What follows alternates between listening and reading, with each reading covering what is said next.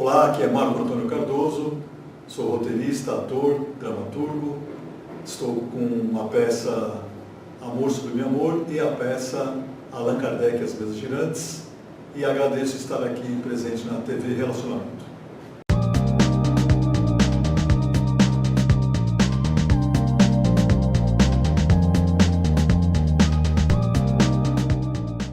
Olá, internautas, iniciamos mais um programa Gestão Executiva e hoje nós temos aí a honra de novamente entrevistar esse brilhante engenheiro, gestor, um gerente aí eficaz para todos os problemas, Zé Luiz Alves.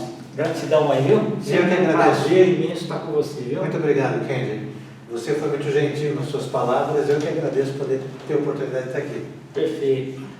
Zé Luiz, conta um pouquinho da sua trajetória profissional, tá? Claro. Quando você nasceu, a escolha da profissão, claro. E fala também das empresas que você galgou aí. Bom, primeiro eu espero que cada um de nós que esteja assistindo possa tentar olhar e pensar um pouquinho na sua própria evolução de carreira, porque não existe fórmula mágica.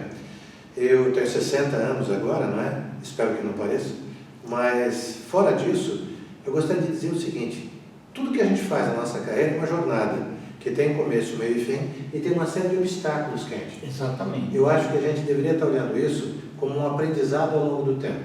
Então eu tenho 40 anos de carreira, eu comecei na Embratel em 1982, trabalhando na área de tecnologia, no Transdata da Embratel, em comunicação de dados, e tive passagens por ambientes financeiros, ou seja, Safra, Credicar, Unibanco e Itaú, por serviços como a TMKT, que era marketing, onde eu acabei esta fase da carreira como CIO, e passei também por ambientes de serviços como a Prodesp, como o próprio Credicar, que a despeito de ser financeiro, também é de serviços. Exato. O fato que a evolução de carreira me trouxe de auxiliar técnico de telecomunicações para CIO. Perfeito. Mas qual foi a alavanca disso que você está me perguntando? Curiosidade. O fato de eu poder olhar para as coisas e imaginar que nós sempre temos novas coisas a serem descobertas. Não foi outra coisa. Bacana. E o anseio de poder construir novos desafios e novos projetos. Esse foi o principal caminho. Ô Zé, se me permite, é como se você tivesse que colocar nas mesmas coisas um novo olhar. Sim, você está dizendo durante a jornada? Durante a jornada. Sempre. Para tentar sempre. ver fora da caixa, né? Sempre. Tentar, como que você, chegar naquele ponto mais distante, como é que você chega de uma forma mais rápida, mas fazendo tudo o que é necessário fazer? Eu também dou aula há 20 anos, pessoal, em cursos de pós-graduação, Unip, Trevisan, não é? A percepção que eu diria para você é do que uma aluna me perguntou, uma aluna do Bradesco. Ela me perguntava o seguinte: se você tivesse que fazer alguma coisa diferente, anos atrás na sua vida, na sua carreira, o que você faria? Eu pensei e falei assim: eu teria sido mais ousado. A ousadia, ela parte do princípio de que você tem várias instâncias para você atacar. Uma delas é seu aprendizado. Mas o aprendizado, em quase qualquer área, na minha modesta opinião, ele é o básico. Saber como fazer a técnica da sua área, seja do nosso querido cinegrafista, seja de você como gestor na sua vida, Sim. seja da gente também como gestor, como executivo, como diretor, seja o que for, você precisa saber fazer bem aquilo que você se propôs a fazer. Mas a segunda você precisa ultrapassar barreiras. Você precisa aprender a se comunicar. Você precisa aprender a arriscar. Saber o que é arriscar, o que está em jogo, o que não está em jogo. Então eu diria o seguinte: precisa adaptar de um pouco de cada coisa. Você precisa saber politicamente se relacionar, conversar com pessoas, entender o que é risco, saber quando escolher e ter muito sangue frio. Para a gente fazer uma coisa mais suave, eu brinco com todo mundo que eu tinha um tanque de sangue de barata do lado da minha mesa. De vez em quando eu ia lá e trocava, fazia transfusão para sangue de barata, para poder passar pelos momentos mais críticos com um pouco mais de calma. Não nos apavorar e não pensar com excesso de ansiedade. Senão destrói nosso presente e o futuro. É verdade. Ô Zé, e pensando assim dessa forma, né, eu diria também que na hora de fazer as escolhas, né, que a gente sempre tem uma renúncia a ser feita naquele momento. Verdade, verdade. Então, o fato de desafios aparecendo, né, qual a escolha certa que a gente faz na hora, né? Que serenidade que a gente precisa ter para ter a escolha certa. Como todo mundo adora dizer, essa é uma pergunta de $1 milhão, né? Isso. Mas eu gostaria de sintetizar de uma outra forma. Você tem que ter sempre um propósito por trás de uma escolha, que vai ser a coisa pela qual você vai se focar quando os momentos difíceis e as tormentas chegarem. E segundo, tem que ter um grande motivo pelo qual você faz mudanças. Qual é o motivo que te faz, para ser bem simplório, trocar um trabalho por outro, trocar um emprego por outro? É o motivo que te leva a perceber que a situação na qual você está vivendo está ruim e a nova situação pode te propor uma coisa nova, mas tem que ser um motivo objetivo, mais simples, mais direto. Dou um exemplo prático. Eu trabalhava num banco X, num certo momento da minha carreira, e queria trocar para um outro local. Qual era o motivo prático que me levava a fazer aquilo? A gestão do banco era uma gestão por conflito. E eu percebia que o mundo estava mudando para uma gestão mais colaborativa. Aquela cultura na qual eu estava me consumindo. E eu percebi que eu só poderia continuar evoluindo como profissional, como pessoa, se eu mudasse de ambiente. Nada contra a competitividade. Certo, ok. Mas as práticas que eu iria aprender aqui seriam algumas, que eu já havia aprendido, e as práticas que eu iria aprender aqui seriam outras. Aquilo me fez mudar de lugar. O que é que leva a gente a mudar? Uma vida melhor? Uma percepção de práticas tecnológicas ou técnicas que vão te ensinar melhor? Um processo de aprendizado para você abrir a sua mente, para você ir para o exterior, se for esse o teu desejo? O que é que te leva? Tem que ser um motivo claro para você e um propósito que te ligue a coisas que você acha importantes na sua vida. Você suporta momentos difíceis. Modestamente, eu acho que isso é importante. Ok, não, você falou um negócio bacana, que muitas vezes assim, às vezes você vai ter que escolher por salários diferentes. Claro. Mas às vezes você está numa organização há muito tempo, tem uma outra organização que vai te pagar a mesma coisa, você não vai ter aumento do salário. Perfeito. Só que aquilo é uma empresa que está crescendo, Sim. e a sua está mais ou menos estabilizada, né? Aqui você pode aprender outro idioma, pode conhecer novas culturas, né? Então, você tem que pensar isso daí mesmo. Muitas vezes a escolha não é só financeira. Eu diria que ser financeiro, não vamos aqui minimizar o fato de que a gente precisa de dinheiro para Lógico, sem dúvida. para fazer os nossos projetos, mas ele nunca deveria ser o primeiro item. Tá. Porque se você procurar por outros locais, você vai encontrar lugares que vão te pagar também, se você tiver uma história para contar, se você tiver desenvolvido alguns bons projetos. Que é o que se pergunta numa área de desenvolvimento humano: o que é que você deixou de história na outra empresa? Ele não quer saber se você sabe mexer em Excel ou outras coisas assim. Ele quer saber as histórias dos projetos que você construiu, o que você tem para contar. Muito bem, você aprendeu isso? Então você pode escolher na frente 1 ou 2 empregos. O salário é muito bom, mas você fez uma questão anterior que é o seguinte: tem coisas que você vai renunciar? Tem. Tem coisas que você vai perder? Tem. E tem algumas possibilidades que você pode ter de risco, que podem até fazer você perder o novo emprego no qual você vai. Verdade. Não dá para não pensar que pode dar errado. Nós temos que pensar no que vai dar certo e também no que pode dar errado e se preparar para isso. Então, como você mesmo disse, toda escolha tem por trás dela uma renúncia. Exatamente. O que eu vou perder? Qual é a possibilidade que aquela escolha não vai me permitir fazer? Porque eu troquei de área. Eu saí de uma área, por exemplo, que é uma área financeira, e fui para uma área industrial. Então, espera um pouquinho. Uma área industrial tem menos acesso a alguns tipos de recursos do que tem uma área financeira. Eu vou perder isso daqui. Está consciente? Pensou direitinho? Faça a sua escolha. E vá firme em frente. Respondi a tua pergunta? Sim. Ô Zé, e eu conheço um monte de pessoas que muitas vezes, por estar na zona de conforto, ele deixa de arriscar. Né?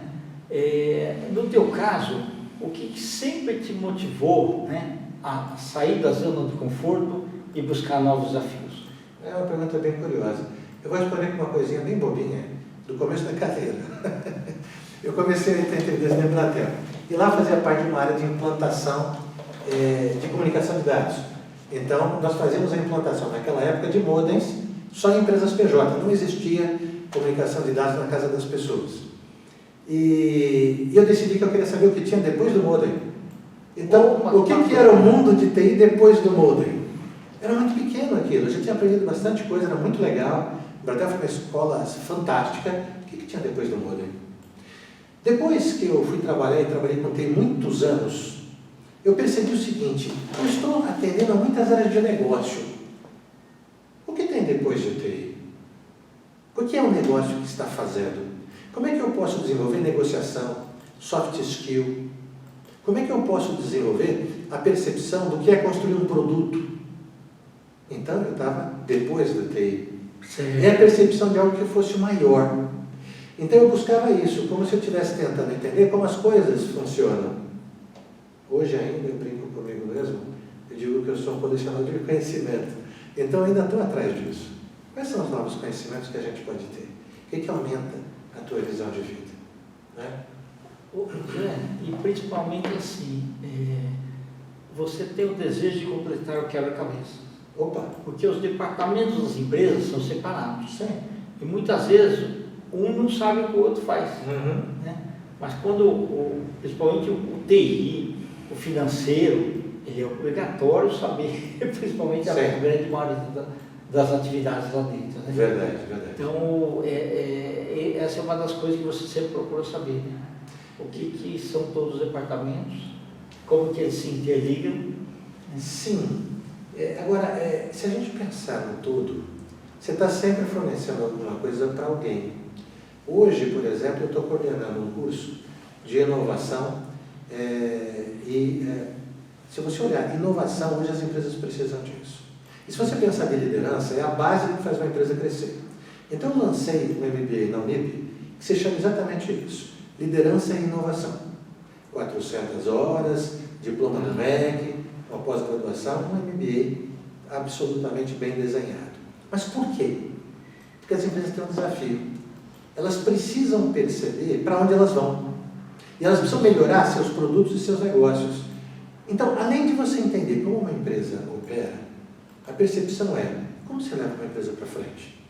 Qual é a base para garantir que uma empresa esteja aqui hoje e ela esteja ainda daqui 30 anos, 40 anos?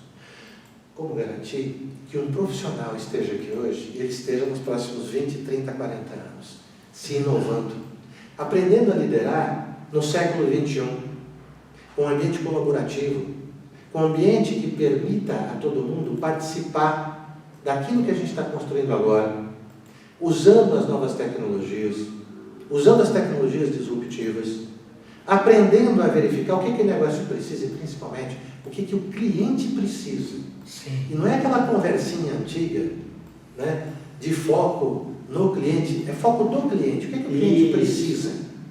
O que ele precisa transformar? O que os produtos podem fazer? O que a equipe que está construindo as coisas pode trazer em métodos ágeis para o dia a dia? Então, eu continuo buscando isso.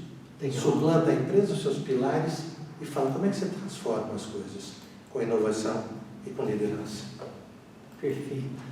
Zé Luiz, e eu tenho conversado com algumas pessoas que estão se reinventando, né? Então, assim, já está caindo a ficha de que o modelo tradicional que estava acostumado precisa ser mudado. Sim. Né?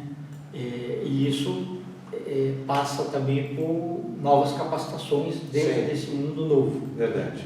Porque eu tenho falado também com pessoas que trabalharam comigo há tempos atrás, estão aposentados, né? E muitos deles assim ficam assim, não, mas eu fui gerente lá daquele projeto lá tal, eu fui diretor do não sei o que lá tal, essas coisas tal, né? Por que hoje eu não consigo mais? Nossa. Aí eu falo para eles assim, olha, tudo aquilo que você foi é referência. O mercado quer o que você consegue fazer daqui para frente. Interessante. Né? Aquilo é o teu arcabouço, né? Que ninguém tira. Mas assim, vamos ter um projeto novo disso daqui. Você está apto para fazer isso? Se ele não tiver as respostas, não vai estar. Interessante. O foco essa resposta daria umas 3 entrevistas, mas pensemos juntos. Você se inova no dia a dia? Isso. Veja você como uma pessoa muito especial que está aqui tentando ajudar outras pessoas que assistem a sua TV Relacionamento a pensarem naquilo que elas sabem para onde elas podem ir. Eu acho que essa pergunta deveria ser feita todos os dias. A gente deveria estar olhando para isso e pensar no seguinte: o que foi que eu aprendi e como é que eu uso o que eu aprendi? Exato. Mas tem uma frase que eu não gosto, que as pessoas dizem assim: no meu tempo, desculpa, meu tempo é hoje. Exatamente. O meu tempo não é antes. Sim. Ok, eu vou guardar algum saudosismo de coisas que foram bacanas. Mas o meu tempo é hoje. O que você faz com o dia de hoje? Onde que as coisas que vocês aprenderam, cada um de nós aprendeu, é útil? Você está fazendo entrevistas, aproveitando a sua experiência de vida, sua experiência de mercado, seu networking, trazendo pessoas aqui para contar suas histórias. Isso. Eu uso a minha experiência para inovar. Eu fui gestor de projetos por mais de 20, 25 anos. Inovação está no meu sangue. Como é que você, de verdade, inova empresas? Como de verdade você inova pessoas? Isso é gostoso, isso é bacana, mas eu não quero buscar lá atrás. Seja em que momento que for, as soluções que foram dadas lá atrás. Eu quero buscar a solução hoje, então de forma mais simples. As pessoas têm que olhar para o que está acontecendo no mundo hoje. Sim. E elas têm que entrar em contato com técnicas, com observações, com possibilidades que estão acontecendo hoje. A sua experiência facilita viver o hoje. Eu acho que é isso que as pessoas têm que se encorajar a fazer. As soluções antigas não resolvem os problemas novos. Exato. É simples. Espero que eu tenha conseguido compensar de alguma forma, porque eu estou falando de forma positiva, acho que qualquer um pode fazer isso. Só que tem que começar hoje, agora.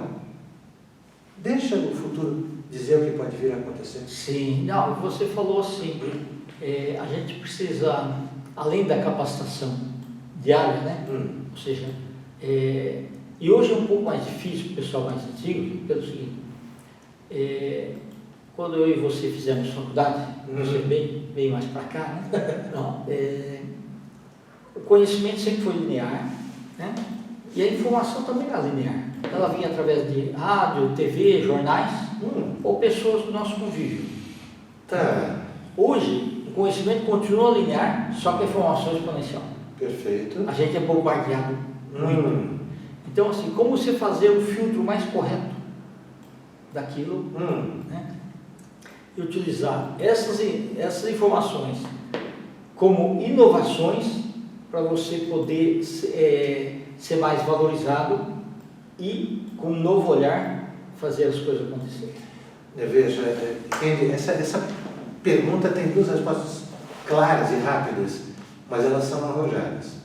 A primeira coisa é a percepção de que a tua experiência, a tua visão, ela serve para selecionar conhecimentos e colocar esses conhecimentos num contexto. Então, quando a gente vai hoje, no século XXI, olhar para conhecimento, não são todos os conhecimentos, como não são todos os data lakes, com todos os dados que interessam. Perfeito. Dentro de um data lake, não é, de dados, alguns dados interessam para fazer uma informação.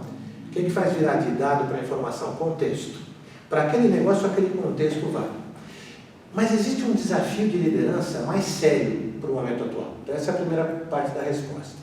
Qual é o desafio atual? O uso da inteligência artificial.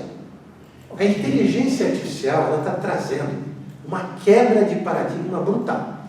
O conhecimento humano, em geral, vindo de décadas e séculos passados, ele era feito por observação. Então você tinha um fato, você tinha uma observação, dessa observação você tirava uma compreensão e fazia um conhecimento. O que era o conhecimento? Repetir padrões, repetir modelos, entender causa e efeito. Exato. A inteligência artificial mais avançada, um chat GPT, um auto GPT, está quebrando o processo da compreensão. Você faz uma pergunta, você lança um problema e lhe dá uma solução sem que você tenha percebido o salto do problema diretamente para o conhecimento. Não veio a compreensão. A nova liderança do século XXI vai ter que trabalhar as pessoas para entender que uma solução trazida por uma inteligência artificial avançada, teve uma compreensão de um modelo pelo qual ela foi treinada. E nós teremos o trabalho de liderança de entender qual foi a mecânica de compreensão que a inteligência artificial teve para dar aquela resposta. Mudou completamente a liderança no século XXI. Eu trato disso no MBA que a gente lançou. Maravilha. Mas eu falo sobre o fato de que esse desafio é fundamental. O McAfee, do MIT, fala no seu livro de Liderando na Era Digital sobre a maestria digital. A capacidade que as empresas têm de entender o que é necessário para o mundo digital atual e não perderem o passo do que é serem digitais na era digital. Sim. Então, esse convite a gente precisa pensar como manipular o conhecimento, como entender qual era a compreensão por trás dele, como usar os momentos atuais para fazer as coisas acontecerem. Perfeito. Espero que eu não tenha sido... Não, foi maravilhoso. Zé Luiz, nós estamos nos instantes finais. Eu quero que você deixe os seus contatos. Nós vamos escrever aqui também, mas queria que você verbalizasse também. Queridos, José Luiz Alves da Silva, meu nome completo, podem me procurar no LinkedIn, fazer o contato. Meu telefone comercial é 11 994 942 903 e o meu e-mail é jl.alves@jlconsulting.com.br. Todos são muito bem-vindos. Espero que vocês estejam bem nesse momento. Acreditem em vocês. Acredite na sua capacidade de transformar. Acredite na sua capacidade de crescer. Não deixa ninguém fazer vocês pensarem ao contrário. Estejam muito bem e que a gente possa sempre estar juntos. Perfeito. Luiz, realmente é maravilhoso toda vez que a gente bate um papo. É isso. Obrigado pela oportunidade, tá bom? Obrigado a você. Que a gente esteja junto sempre, muitas Sem vezes. dúvida. Tá ótimo. Internautas, nos agradecimentos então a esse fantástico profissional, José Luiz Alves da Silva, nós finalizamos mais um Gestão Executiva. Grande abraço e até a próxima.